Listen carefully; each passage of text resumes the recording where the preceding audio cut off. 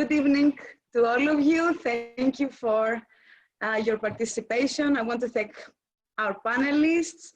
This is our second interview in this series of interviews that we have decided as Transform to conduct, asking from left-wing scholars, intellectuals, politicians, to give us their perspective, their views upon this global pandemic and the crisis that emerged, especially the social, political, and economic implications. Our speaker for today is Luciana Castellina. There are no words good enough to present Luciana Castellina. She's a leading figure of Italian left, but also of the European left. She is part of our very tradition. So I don't think that we need much introduction for her. And she will be interviewed by Golemis, who is the scientific and strategic advisor of Transform Network, and also the chief editor of our yearbook. In the first half of the interview, Haris will pose questions to Luciana. And during the other half, we will take the questions from the audience. You should put your questions in the Q&A box, and I will read them and address them to Luciana so she can answer. I'm now giving the floor to Haris, and thank you all for being present. Hello. Thank you, Angelina. I'm really happy to meet again Luciana, even in this awkward situation.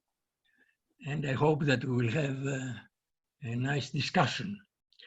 I start immediately with the questions so that we have time also for interventions from the part of people who attend this Zoom discussion.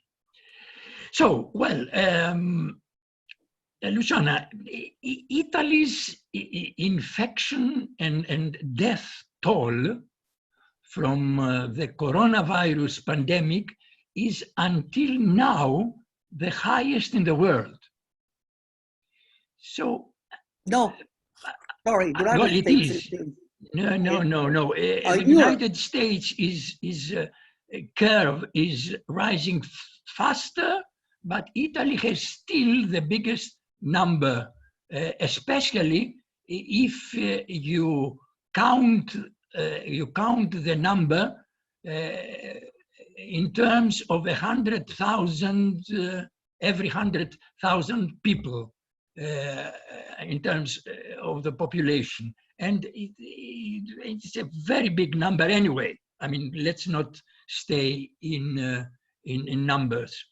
I would like to know your views on the reasons of this catastrophe. Is it because the government was late to impose a lockdown as opposed to what the Austrian and the Greek governments did, for example? Together, of course, with the fact that in Italy, as in all European countries, the health system is underfunded and understaffed after a long period of neoliberal policies. What is your view on that? No, but I think that it has been a wrong impression in Europe about Italy, because I keep receiving letters from France or from England for praises, and even from the United States until a few days ago, saying, oh, you're Italian and so on. In fact, we felt much more secure because in Europe, in reality, we have been the first to apply a very strict rules. I mean, we were forbidden to go out of the house already from the beginning of March. What we had is that in Italy was the first big infection which arrived. From where did it arrive? From China, from Germany. It seems that it's an Italian who was in touch with a German who was coming back from China. I mean, nobody knows reality. The fact is that what had been attacked is the richest part of the country. which is Milano, Lombardia, Piemonte, Emilia, and also the part of Italy where there is, fortunately enough, the strongest health system.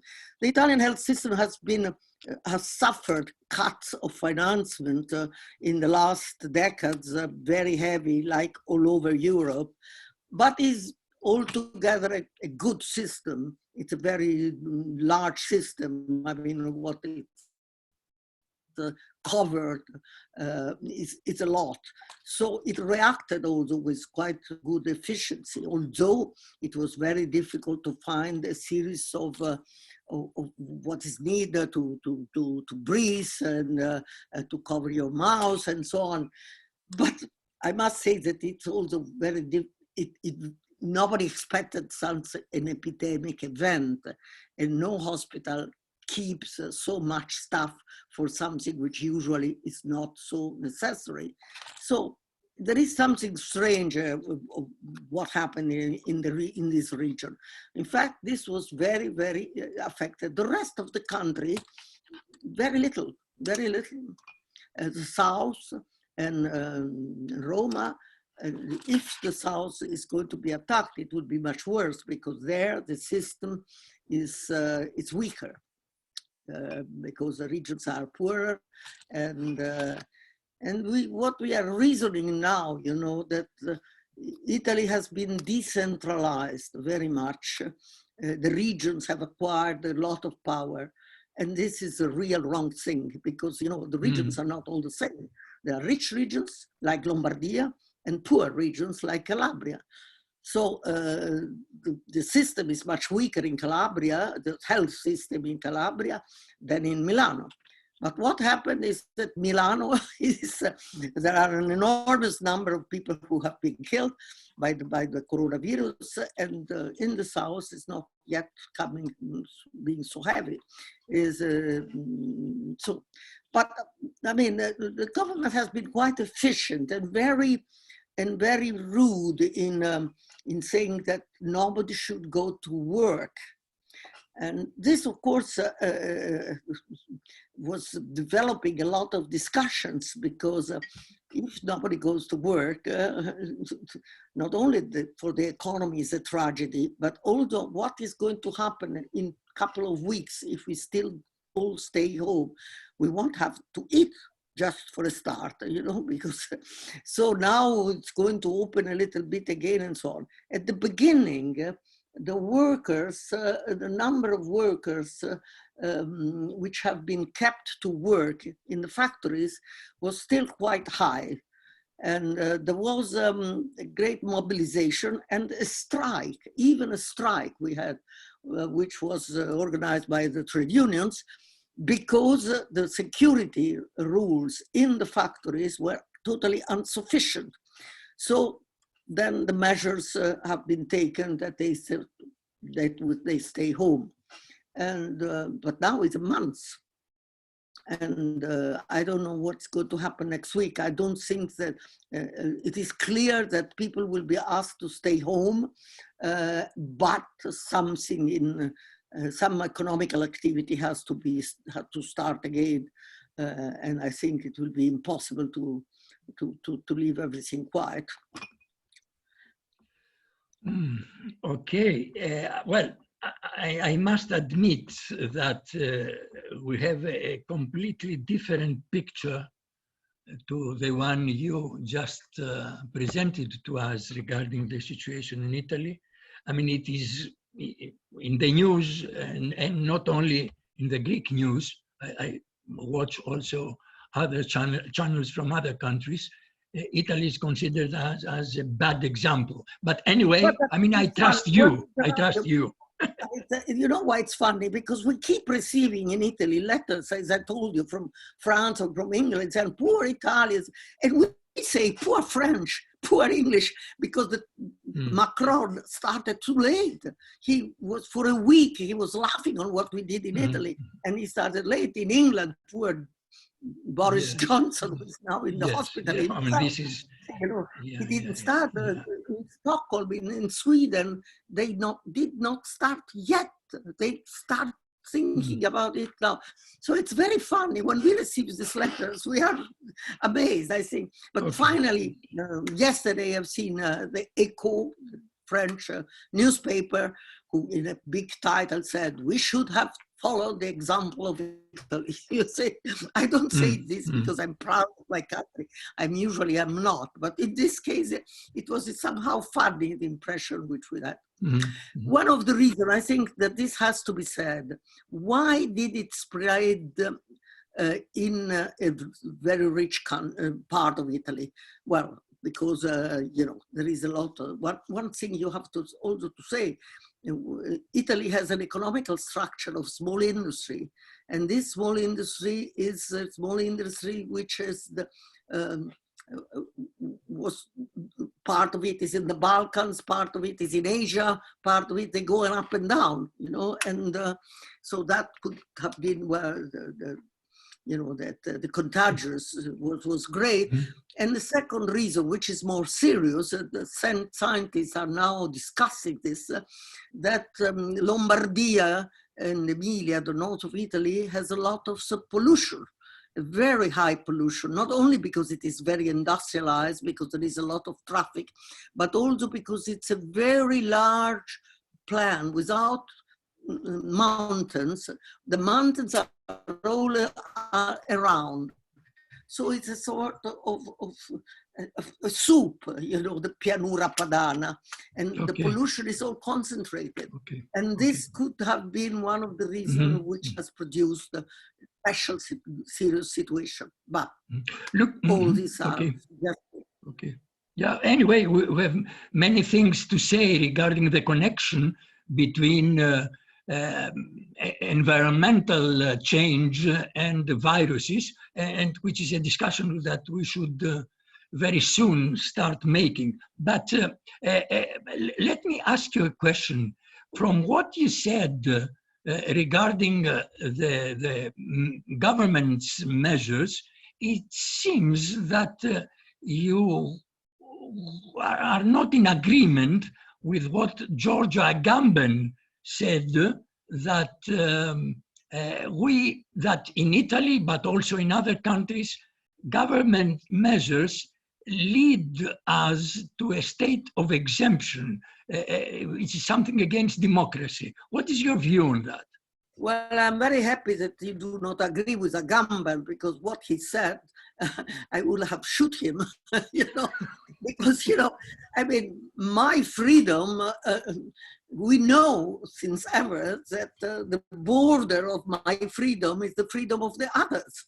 And in this case, it's the survival of the others.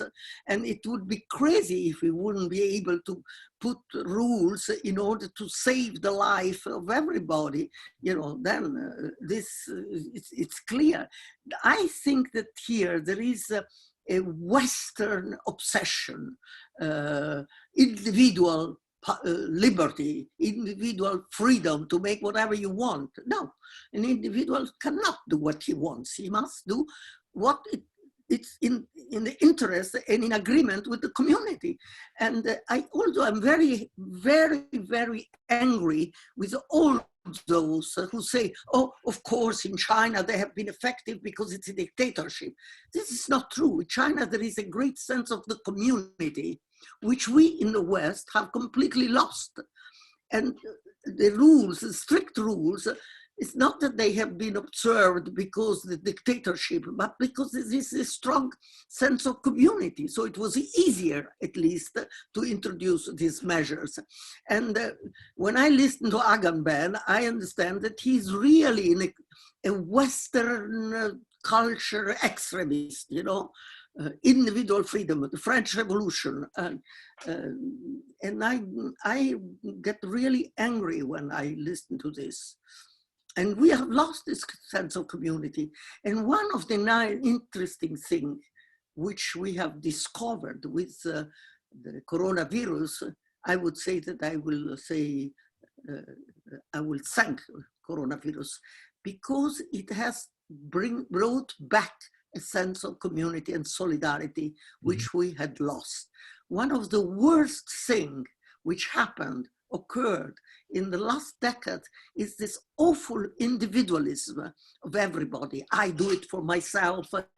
I will be able to come out of difficulties alone, and so on. The completely loss of the collective dimension.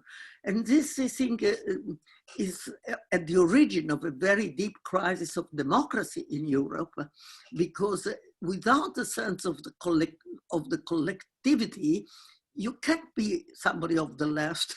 I mean, the first step to be a leftist is to think that there is somebody else near you and that you have to think for him and for you. And and this instead happened. And that's, you know, it's just as everyone had rediscovered the fact that you are nothing without social relations, and you exist only because you are recognized by others, by the other. And this is very positive. And also, you know what has been discovered? Every one of us forgot that we live because there is somebody who makes bread, somebody who makes the salad, somebody who brings you things home, and so on. And we completely depend from this very highly organized society. And this, I think, it's a very positive thing. You know, I won't mention an Italian priest who was one, I would say we consider him one of the thinker of 68. He died, unfortunately, in 68, but he says in one of his letters, I discovered that my problem is the same problem as the others have. And to solve this problem alone is somebody who is really not only selfish, but somebody who wants to keep the money only for himself and so on. And to solve instead the problems with the others is politics. It's politics. And politics, for the first thing, is considering yourself part of a community. And this has had a lot of results. There is an unbelievable mobilization in Italy. I think all over a bit, and not only in Italy, in Europe, but unbelievable. Here we have people organizing themselves to help the poor people, those who don't have a house, the old people who cannot come out and cannot go and need help for everything. There is an unbelievable, extraordinary mobilization. And what is interesting is we are now organizing for the 25th of April, which is the day of the liberation, the day in which we celebrate the resistance. We have said, let's meet and at 11 o'clock, the 25th of April, all meet in a big square, which will be a digital square, of course, and sing Bella Ciao. And we will, to celebrate, make the biggest celebration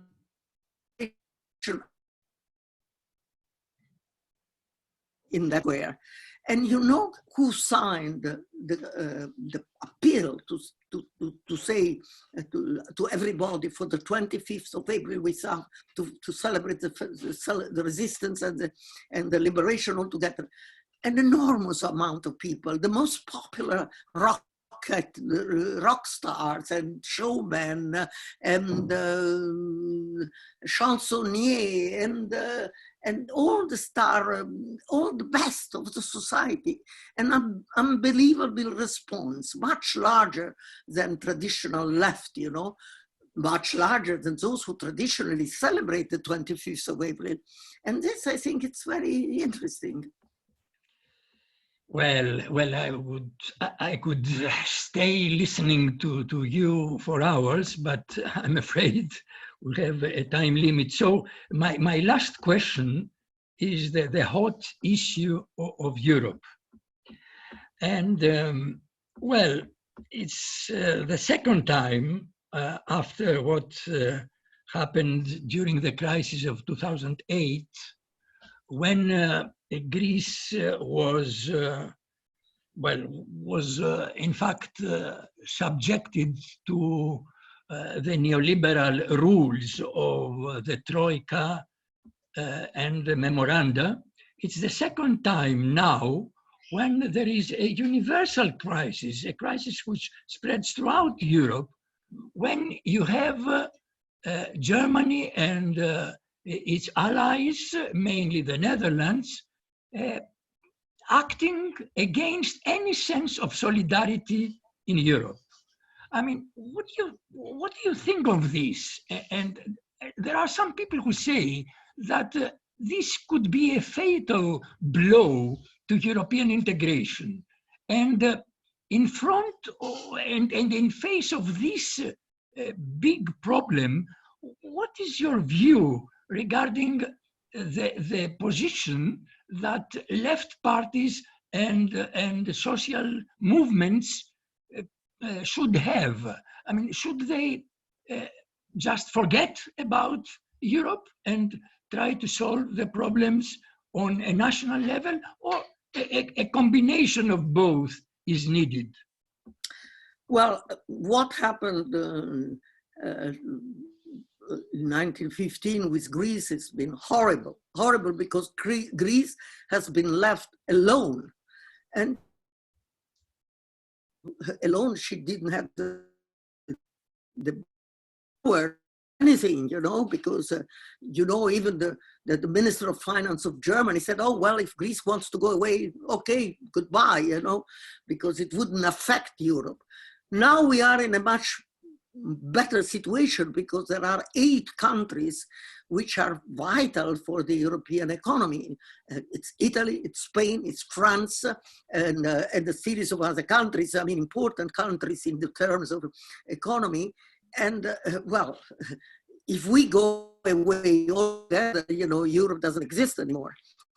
And not only, but even the German economy will be affected by the fact that we lapse, because the economies of our countries are so connected today. They are all so linked one to the other. There is one piece of a machine which is made in Stuttgart and brought to Bologna to make an auto, and then so on and so on. So the value change, the value change. You know, we have to produce at the European level. So this should let Germany understand that they can't survive without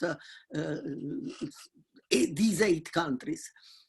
Of course, what is difficult is, why is Germany, I'm sure that Merkel understands it very well, but she's afraid of the extreme right. That why do you want to give the money to Italian and Greeks who don't work? You know that they say so, no? That we and you, we don't work, you know? Why the statistics have proved that we work much more than the Germans, by the way, but nevertheless, well, I mean, they are all afraid of what the right, the extreme right could say.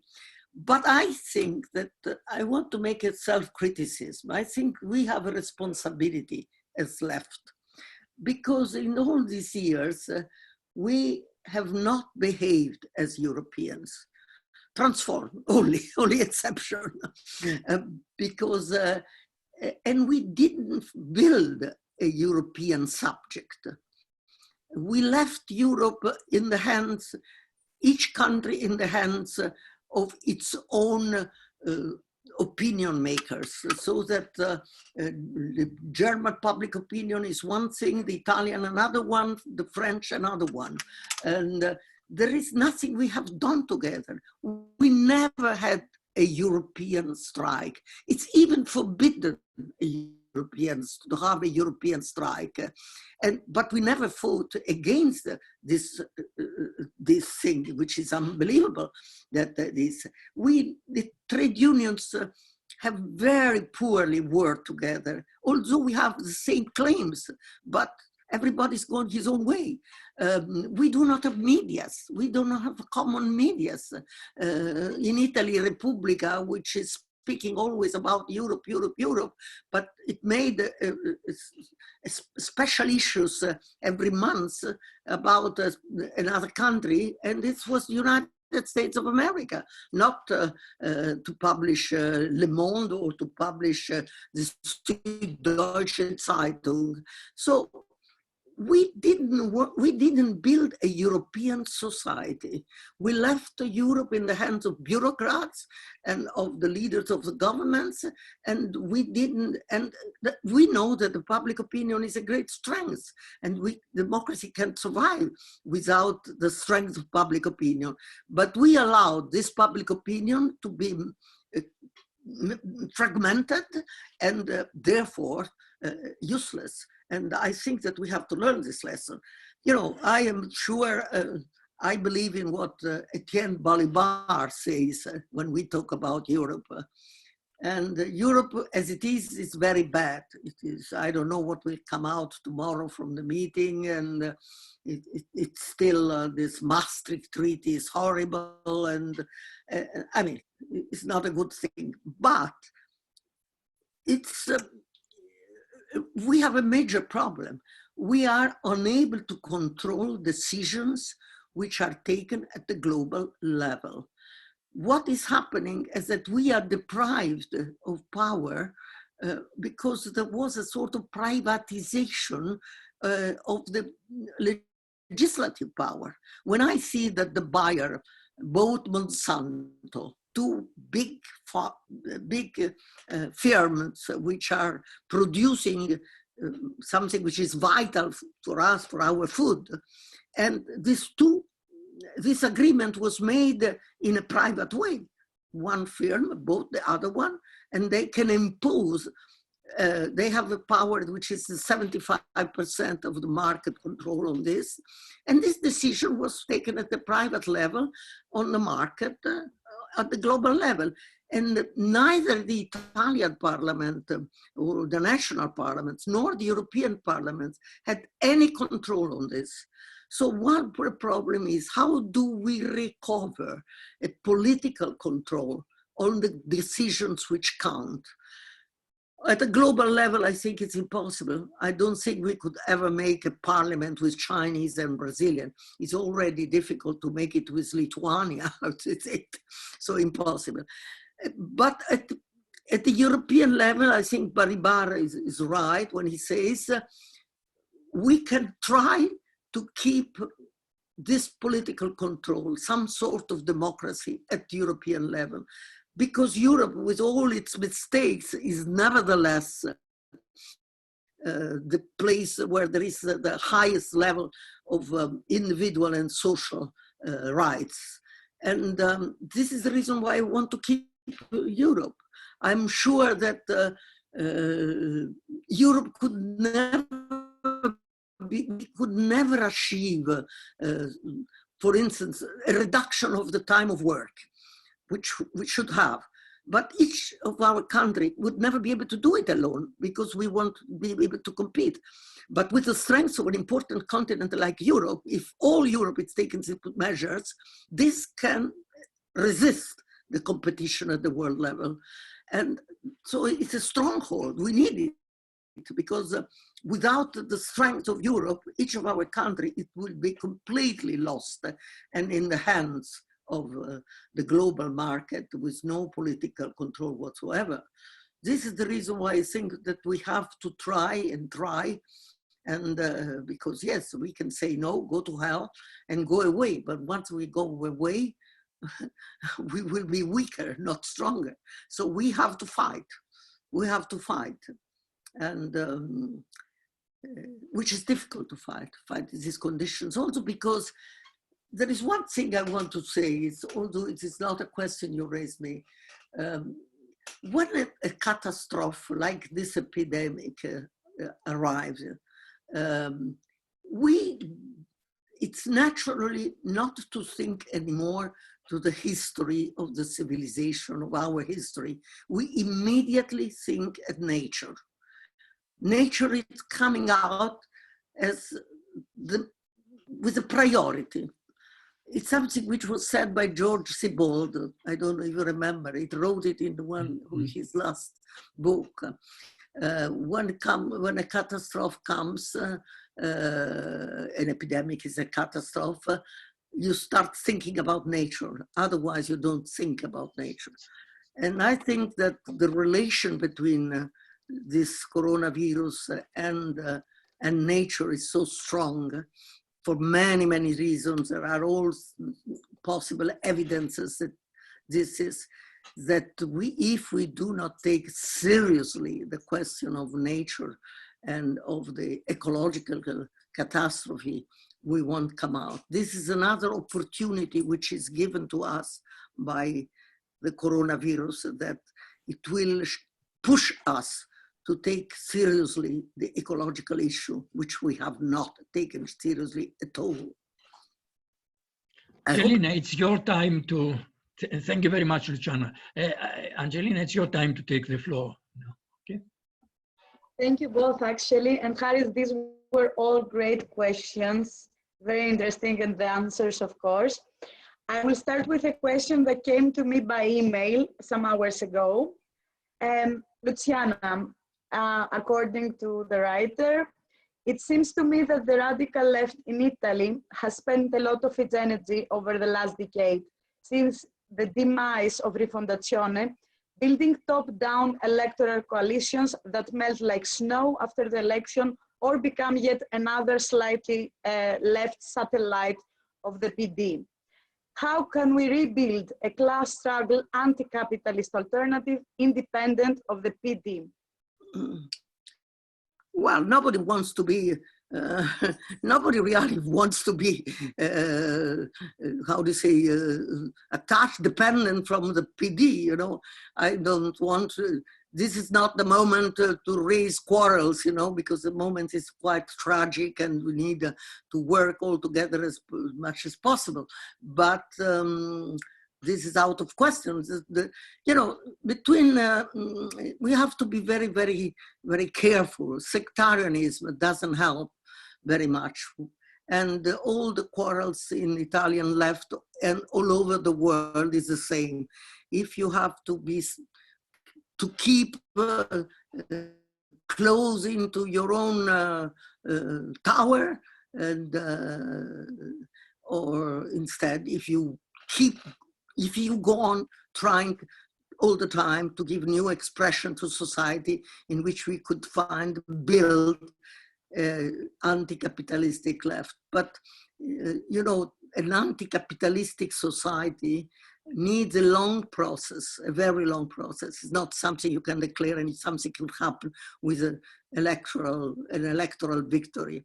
And so we have to build in the society new form of democracy in which we how do you say, we will experience new anti-capitalistic forms of living, of society, of being organized and so on.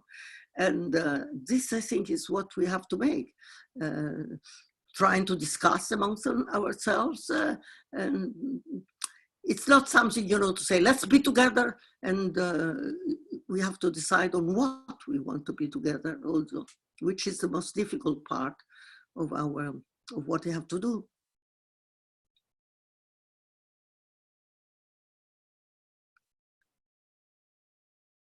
Oh, no, I don't hear you anymore. Something happened, I've lost you. Wait a moment. Why don't I find you? You can hear me now, I guess. Oh, now I hear you again. Okay. The next question is, how do you think that this crisis will affect the future of the European leftist movements with regards of the rising of authoritarian policies?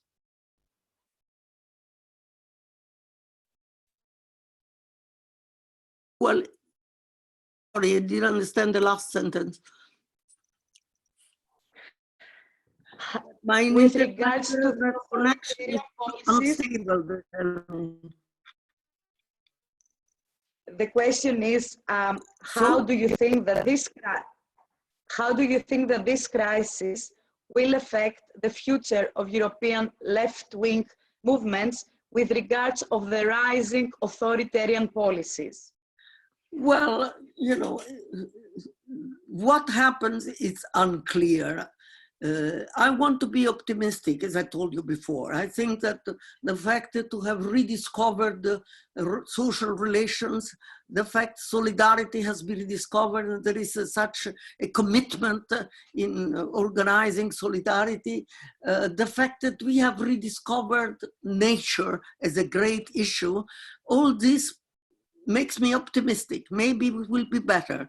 But of course, a different scenario, an opposite scenario could be also possible, because ecology and even coronavirus are marked by a class contradiction.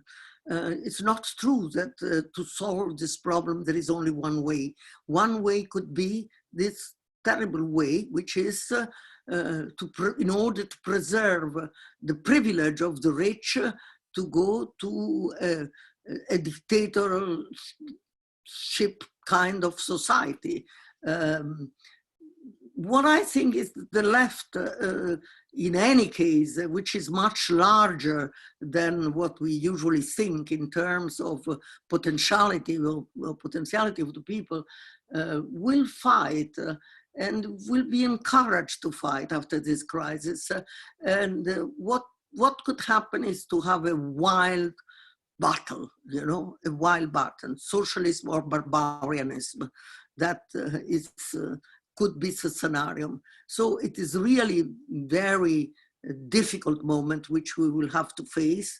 The crisis can be an opportunity or a tragedy.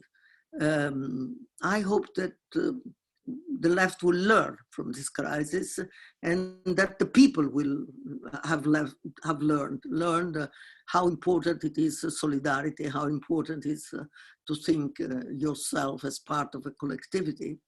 So I am. It depends from us. It depends from us if we will be clever enough.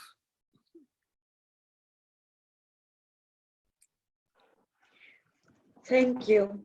The next question is, what do you think about the increasing level of gender-based violence during the restriction measures that force women staying at home and being with their abusive partners or husbands? I don't know, because I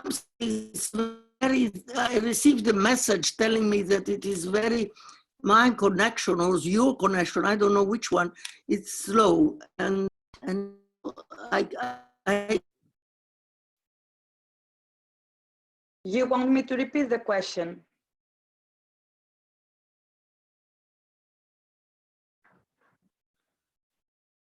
Oh, I lost you completely. You are using the computer radio, yes. Can you hear us now?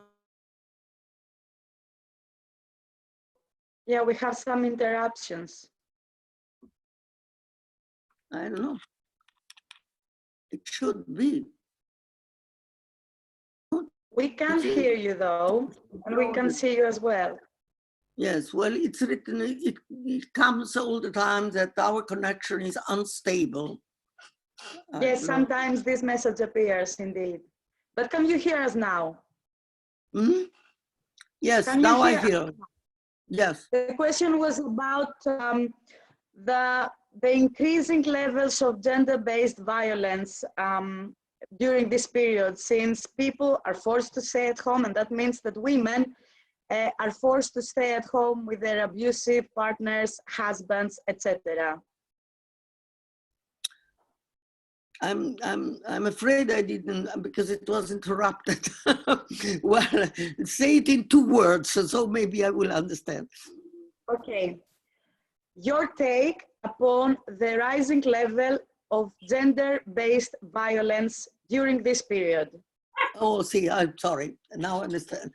Well, of course, because if you are close at home, you know, and with no, and with a husband and children,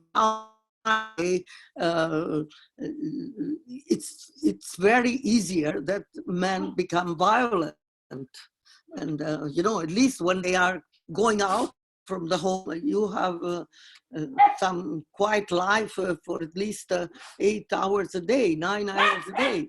And now that this reclusion is terrible, and there are the cases of violence against the women in this period is very high. And we want, this is part of our organization, so we have to take care of the women who call and who ask for help. And so this phenomenon has been much worse now in these days than before because of this. It's a great problem because the women feel unprotected with very nervous husbands which stay home, and because they cannot go for a drink, they beat their wife.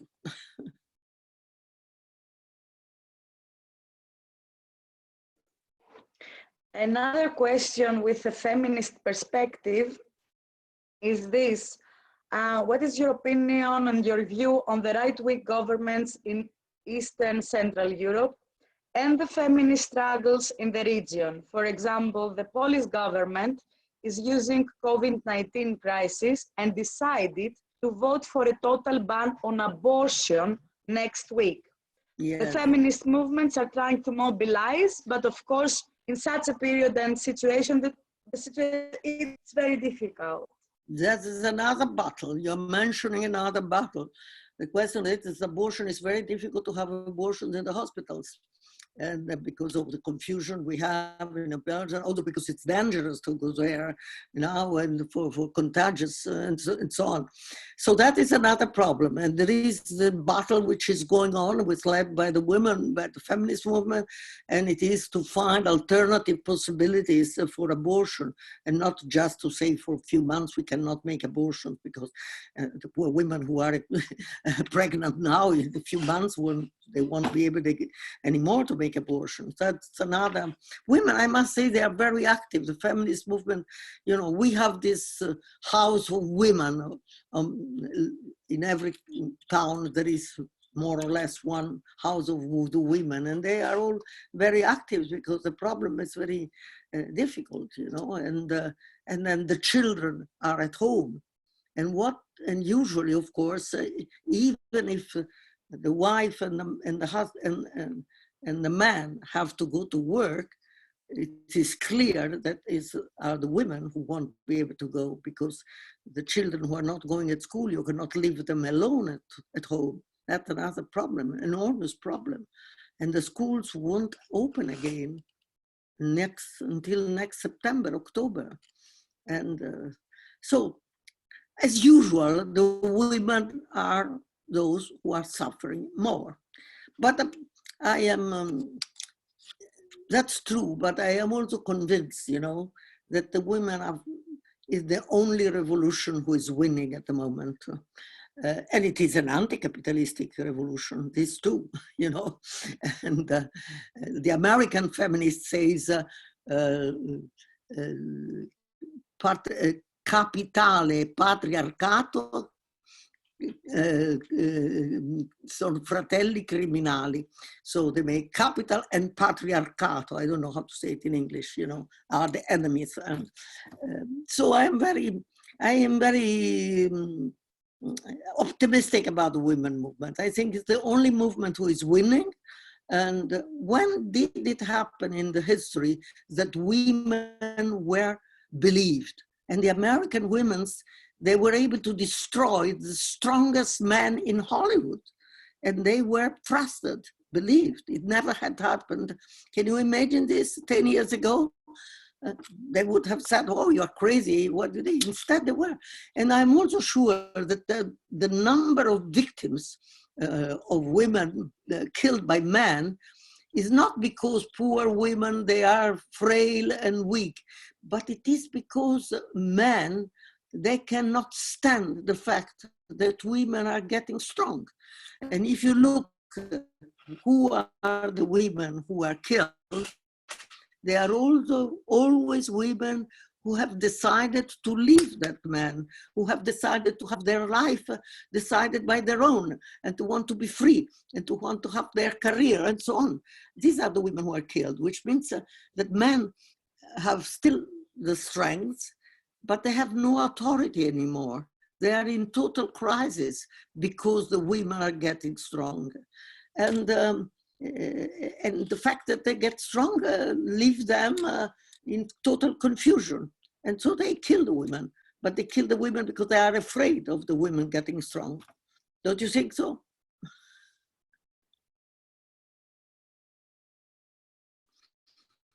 So there is no revolution without bloodshed.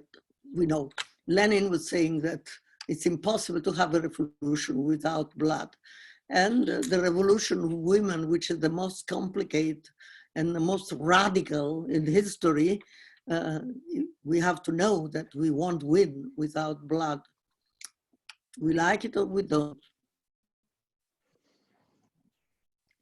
Whoa. Okay, thank you for that. The next question is, well, you mentioned in your answers to Harris that now we have a new wave of solidarity emerging, etc., and we need to remember this also after this crisis. So the question is, these important subjects like nature, solidarity, and the feeling of community, how much chances do you give on being forgotten or not? Or actually to add in this question, what will be the element to make these questions, these topics, not to be forgotten also after the crisis? Well, I'm not sure I didn't understand because it keeps going and coming all the time during the one you speak. But maybe, what if the question is, how are we going to manage these issues? To maintain them also after the crisis? Well, I hope that we learned, I really hope that we learned a lesson. Everybody has been more active in this period. Everybody has been doing something for the community, and that this experience will remain. Will be something which we will say, my God, for decades I haven't been thinking to the others, and now I discovered that the others are so important. And I hope that we will be able to keep this, this consciousness of the collective dimension. And this is the first step for the left. So I think that it could happen that after this crisis, the left comes out stronger than before. I know that it could be, the scenario could be also different, but there is a chance, if we work well, that we have learned a lesson. And through this very dramatic experience, it's a very dramatic experience, but even that is true, you know. You learn something if it is a result of a dramatic experience. And so maybe we will be able to learn something we had forgotten. And that for the left is absolutely vital. And the weakness of the left was also the result of the fact that we had lost this dimension. And, you know, it is, that's not so easy, you know, because when we speak about anti-capitalist revolution, anti-capitalist struggle, we have to admit that, and precisely when this crisis arrives, you think about that capitalism exists outside us. We are part of a capitalistic system, which all the horrors of a capitalistic system. But a good piece of capitalism is also inside ourselves. It has gone deep into ourselves. How will we be able not to buy all the stupid things that are in the supermarket and go back to a life which is much more intelligent, and think that resources should be spent for health, for school, university, research, and that we have to give up a source of an enormous kind of needs and of things that we think that could make you happy, and instead are only stupid. I'm not sure it is going to be easy. We have to fight with capitalism, which is inside ourselves. And we have finally somehow, you know, brought into ourselves all the horrors of the capitalistic system. And it's enough to look at the supermarket, you know, all these thousands of products, completely useless, in which resources are spent because instead of spending the money for the hospital, and then you yourself, if the grandfather gets ill and you don't know how to put him, your life is ruined because you have to take care of the grandfather, you know, and your life, but so what, you know? Well, I think that it may help us to rethink also the way to redistribute the resources and accept a series of rules which we have forgotten.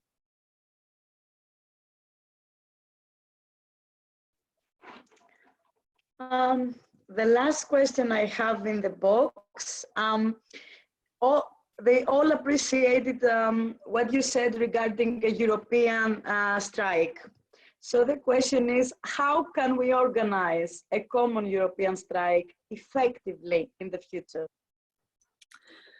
Well, to take care really to build a European society. I repeat this, we cannot believe, we cannot think that Europe will change because there will be a reform of the Maastricht Treaty or a reform of the parliament. We will change Europe if we build a subject.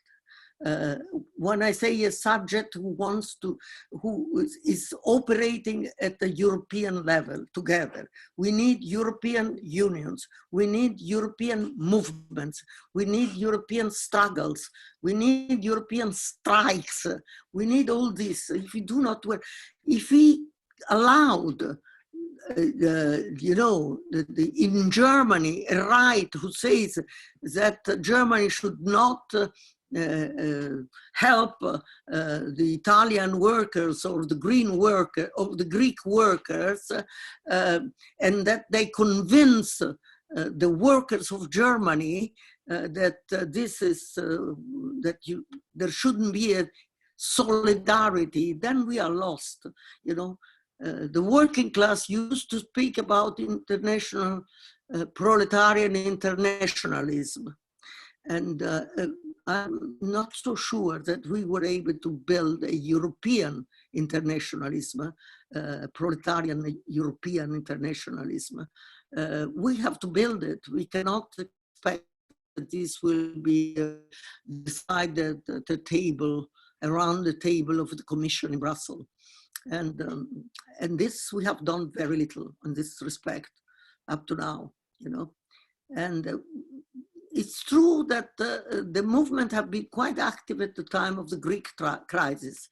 There has been solidarity of the society, not of the governments. There was no solidarity of the European governments, also these of center-left governments. They haven't been at all. But at the level of the movement, yes. You know, I remember all the people who arrived to Athens to give solidarity to Greece, to Cyprus, to the government, and so on. There has been a moment of mobilization, and we should go on.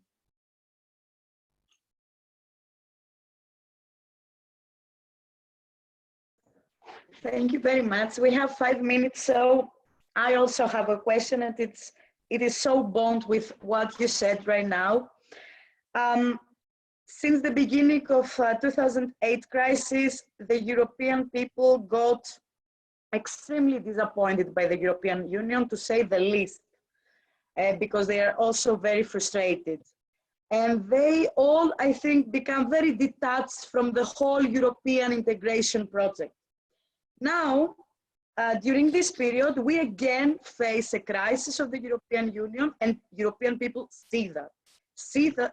They see and feel that there is no union at all, actually. They don't feel that they really belong, them and their country, to a greater union, an international power, so to say.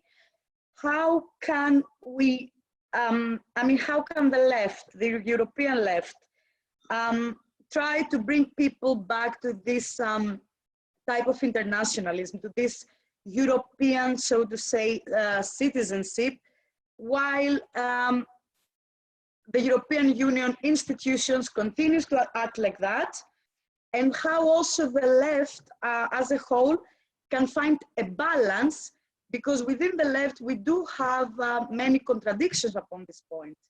And there is a part of the left that says that if we are, of course, with international solidarity, we are, of course, with the solidarity of the European people, but that does not mean necessarily that we are also for the European Union.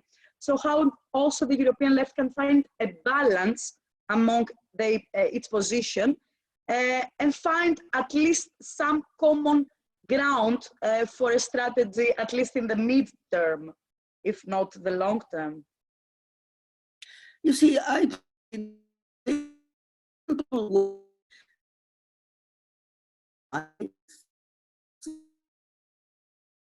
we need to work and think together. We have done it very little. The European left-wing parties, they never meet seriously. No, mainly there is always a very formal meeting. We should instead start thinking and working together and work at the level of society. This is the only way we have, because I think we need to save Europe, because without Europe weaker, but this Europe, we haven't built it yet. It's unbelievable that we still have, you know, this suspicion between the Germans or the Greek or and so on. We have to overcome this. This is terrible. And so I think Transform is a good initiative, because it's trying to keep the party of the left together, to start thinking, writing, knowing what each other, and we should multiply this at the whole level of society. And I don't think there is no other way. And you see, for instance, I make you an example. In Italy we have, but I believe you have it also in Greece or in Austria, that in every small town, or big or small town, you find a placard at the entrance of the town which says that this town is together with another town, gemellata. How do you say gemellata? When you twins, it's twinned with another town. Well, and sometimes the two towns meet, and what it is, the mayor arrives with the flag of the town, and then there is some music, finish. I think that we should start using these twins in order to exchange, really, have a common and you know, a permanent knowledge of what they do. This is the way to start it.